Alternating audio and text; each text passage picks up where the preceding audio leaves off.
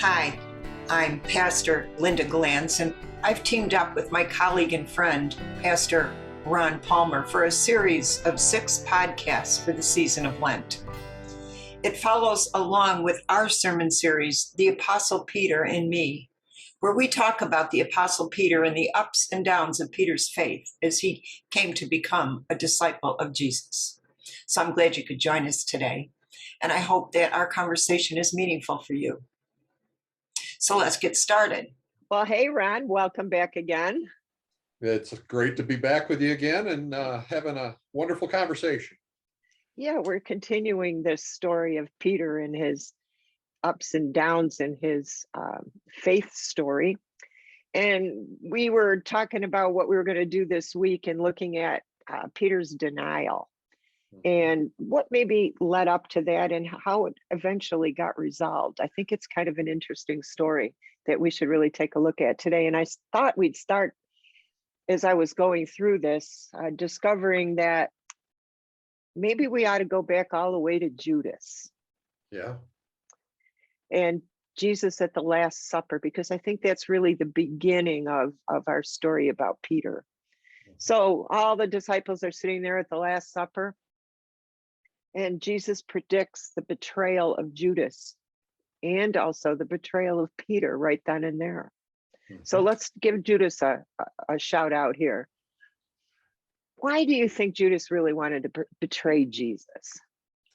Jesus wasn't who Judas wanted him to be. I think you coined that phrase, and that was like could have had a V8 moment. It was like taking a look at things. And once again, when we go back to the historicity of and the political climate, what was happening, Judas was very much an insurrectionist, was very much wanting to rise up against this Roman oppression.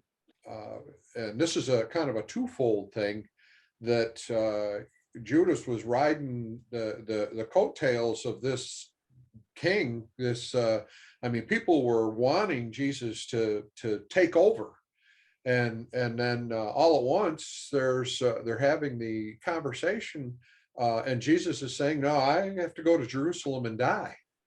Well, yeah. Judas's mind has got to be spinning, and then he's going back and thinking about when Mary poured that whole year's worth of perfume on Jesus, and he went crazy over that.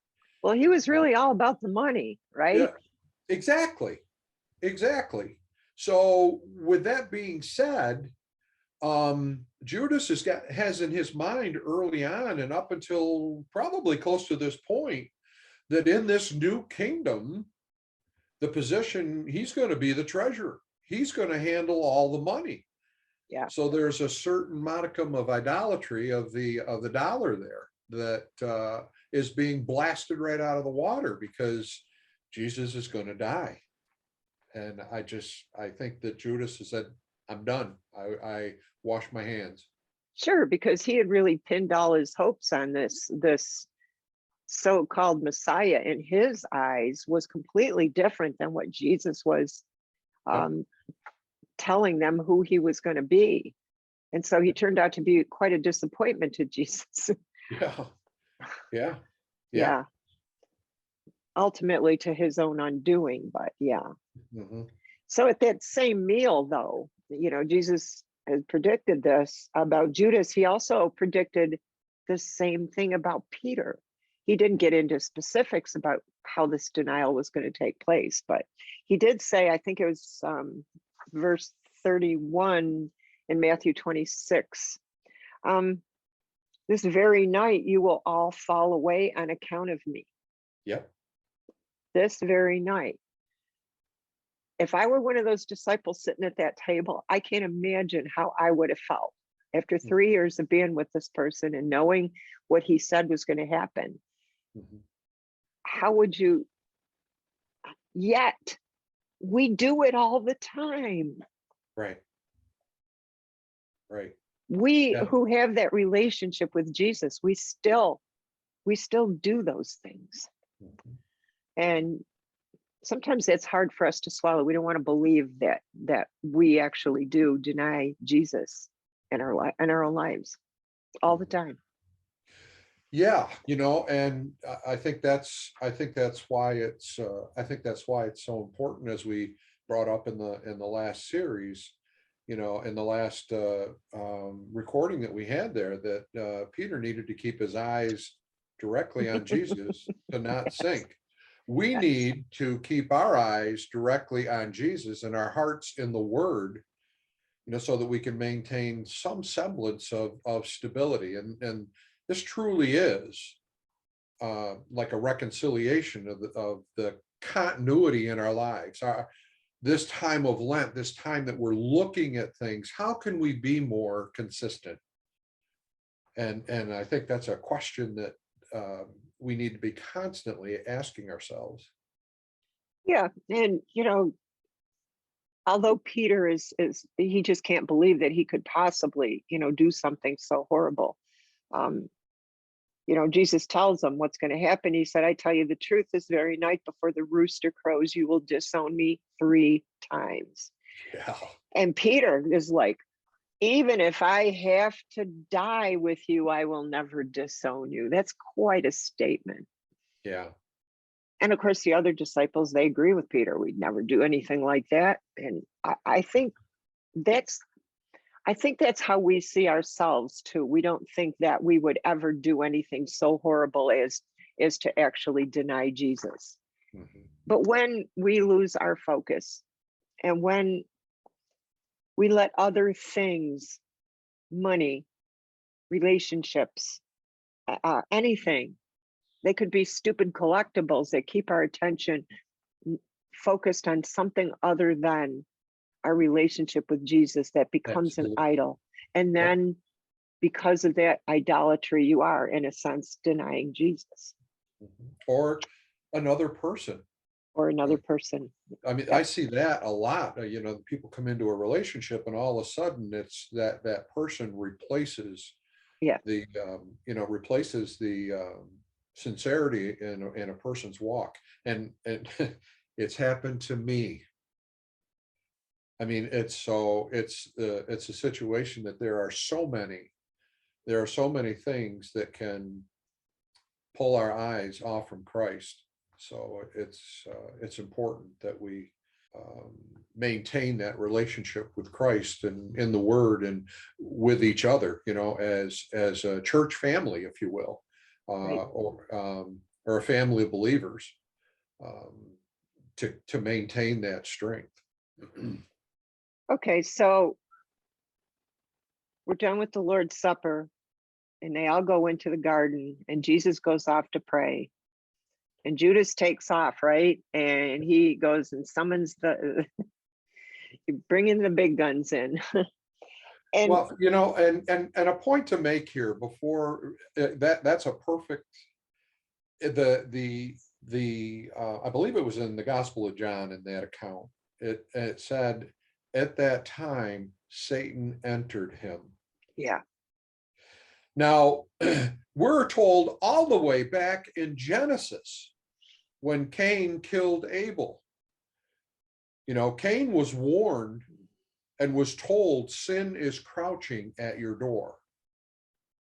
So I think it's for us to understand that some of these glitz and glamour, the money, whatever it is, that is there to distract us, that isn't, it's not necessarily, that's not a sin. The temptation isn't the sin. It's when we resign ourselves And act on it. carrying out. There's a difference between conviction and condemnation. And at this point, Scripture was really clear. Satan entered him.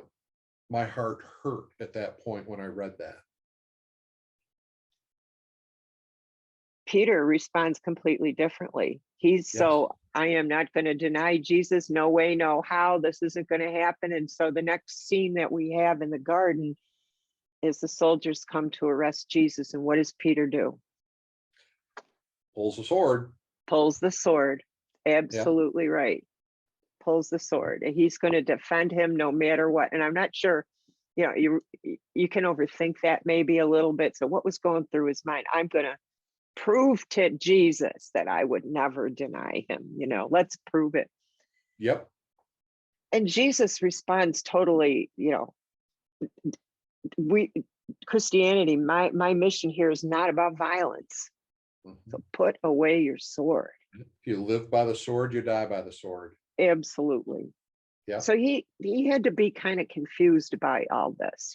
He's ready to defend who he believes in, and then when he's defending, kind of says, "Excuse me, go away, because this is not how we behave." Right. And in a lot of ways, it's a self-righteousness in Peter at this point. And oftentimes, I think we, in our own self-righteousness, need to be rebuked by Jesus sometimes. Put away your sword, because automatically when somebody doesn't agree with us, or we think differently, or we perceive it's in our polarity in the nation, it's in our racism, it's in all this kind of stuff, is really not that much different. And then we try to defend ourselves.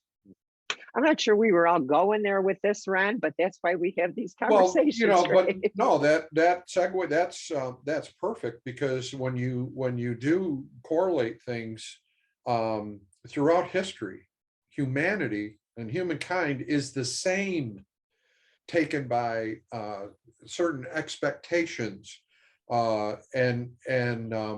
I can't help but think the disciples were still kicking around in the back of their mind that this whole new kingdom was still going to happen. Yeah. And not for nothing, when you have the militia or you have the guards coming, that would certainly feed into the thought process of an insurrection. And an insurrection is taking over the kingdom. So right. So if we go into the book of John, chapter 18, where we're actually talking about Peter's actual denial, now that Jesus has been taken away, right? And there's Peter, and imagine him standing outside while Jesus is being questioned before Caiaphas and the Sanhedrin, right? And they're giving out all the fake news. Isn't that what you called it? One of our other conversations, the fake news thing is going out there. And with the soldiers and everything, and it's got to look to Peter like an insurrection. He's got to be petrified of all this. He's got to be afraid. And when fear takes over, how do we respond? Those endorphins kick in to protect ourselves, right? That's what happens. Whenever fear raises its head, we want to protect. And so I really, I don't want to be too hard on Peter by saying, well, you denied this guy, but I can understand why he reacted the way he did. Doesn't mean I agree with it, but I'm saying, can you understand that that's how people respond? Well, once again, when we take a look at this and we're in a tight situation, so a lot of times we can justify in our own minds, I just got to get by this next 10 minutes. I just got to get by this particular instance, and whatever I have to do to get out of it, at this point, whether it's denying Christ or denying that you did something in a process at work that went bad, that failed. No, I don't know what you're talking about. And then you move on and you deal with it later on. I think that this is a pushing, I don't know, it'd be kick the bucket down the road, however you want to look at it. We're a justifying humanity to get us out of an uncomfortable situation. And I think this is what we're looking at here. Absolutely.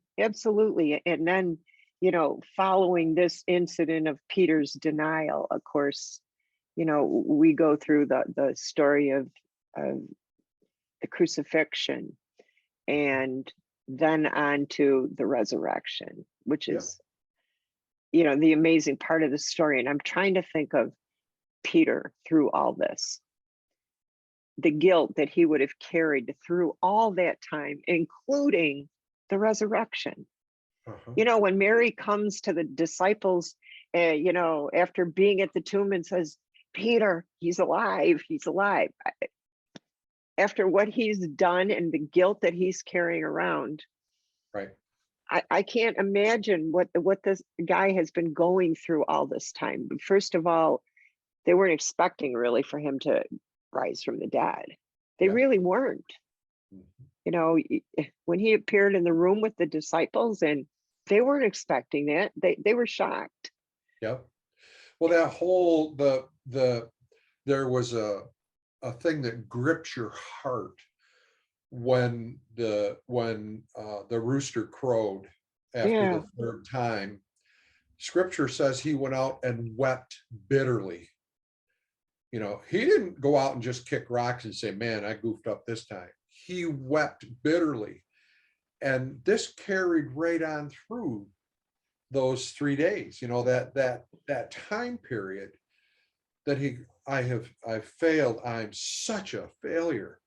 Yeah. And it had to just tear him apart, especially thinking back of the last 3 years and the time that he spent with Jesus and the love that he saw in Jesus' eyes on a number of occasions.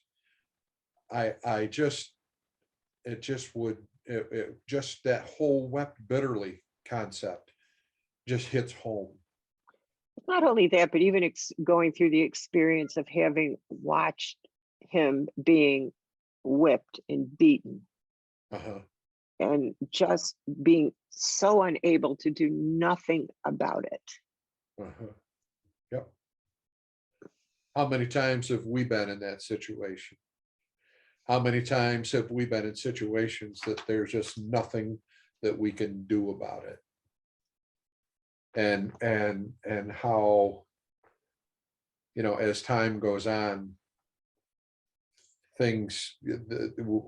new things pop up, new ideas and new perspectives, and they pop up so that we can deal with it. As it just so happens, this was a scenario that was fantastic. There wasn't anyone that would have, as you said, anticipated a resurrection. No one. Mhm. Well, that's a story for another time, Ron. It is. Talking It about is. that. Yeah. So we've gotten the opportunity to really talk through what it was like for Peter to really go through this denial and how it must have felt. But the next part of the story, we learn a little bit about what happened to him after that. And so we're going to save that for our next episode. Excellent. Okay. Ron, it's been fun as always. You All make right. me think about things I hadn't thought about, and hopefully I can do the same for you. Excellent. Thank you.